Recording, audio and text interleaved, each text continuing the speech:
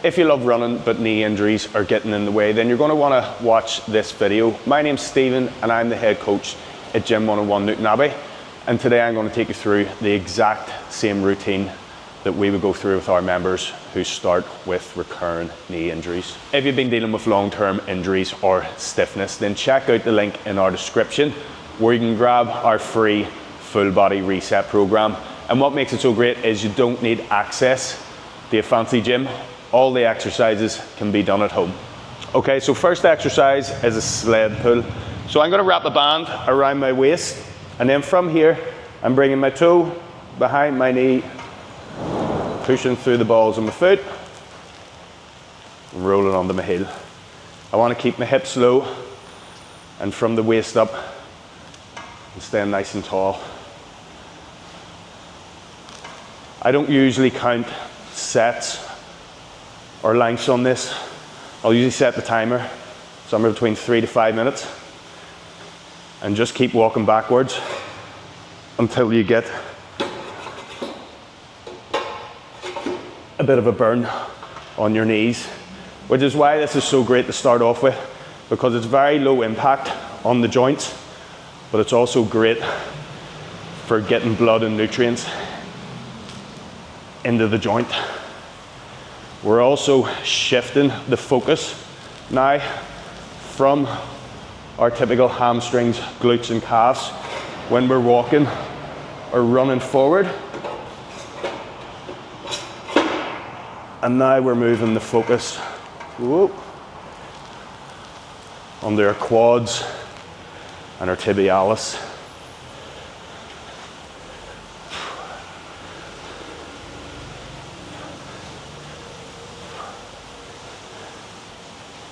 So these are deficit tibialis raises.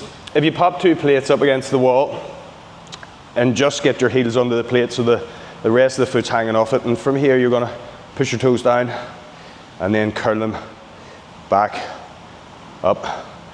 Why we wanna isolate the tibialis is it acts as a shock absorber every time your feet hit the ground from either running, jumping, or when you're sprinting and you're slowing down.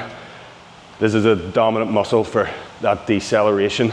And what happens when this is weak, I'm sure you can guess, your knees take the impact. So you don't even need the plates, to be fair.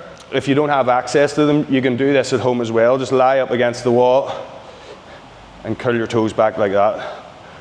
Work up to doing 3 sets of 20 to 25 reps a day. Of course, if you do have access to something to elevate your feet, I like to do it on plates because it just gives me that little bit more range of motion. This is a VMO squat. So grab a dumbbell or a plate, load it in front of your chest, and you're going to pop your heels on the 2 plates or 2 wedges. Keep the weight in front of your chest, and you want to keep your chest out, nice and controlled into the deep squat position, and then drive back up.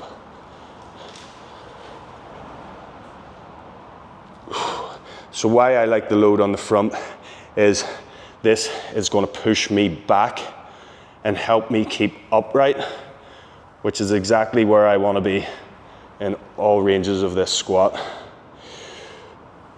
Nice and controlled on the way down. Hold that stretch for a second at the bottom and push up. So the problem is most people don't have the mobility to get into a deep squat position, which is where exactly I need to be to develop the VMO.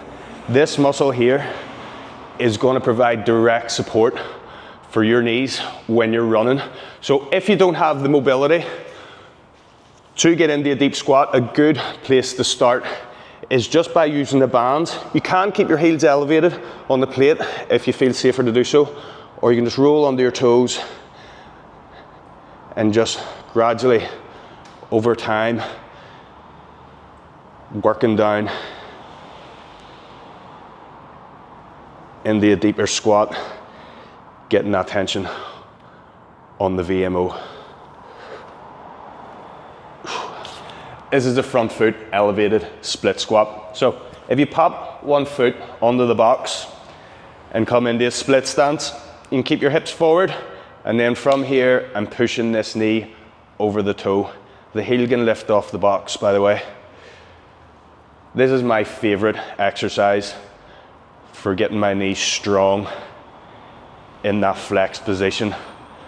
Now, start off on a box around knee level, and over time, you can work yourself down to a lower box, always focusing on the controlled form, keeping your hips forward, chest out, and just gradually pushing that knee over the toe. And eventually, you can build your way to the floor and load into the positions with weight.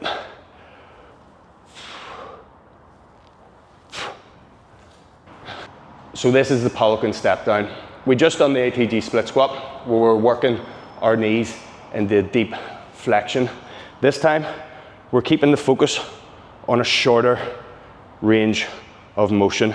So you can start with your feet on a box. I would just elevate my heels, and then from here just slowly push the knee over the toe, gently tapping the heel off the floor. Now, if you don't have access to a box, or maybe you're just not quite there yet, you can start with your heel on a plate, straighten this other leg, and just slowly push the knee over the toe. I would recommend keeping this leg in the same position, because this is going to gauge how deep you go into the squat. If it's too easy, then just bring this foot a little bit further out. That means next time you squat, you're going to go a little bit deeper.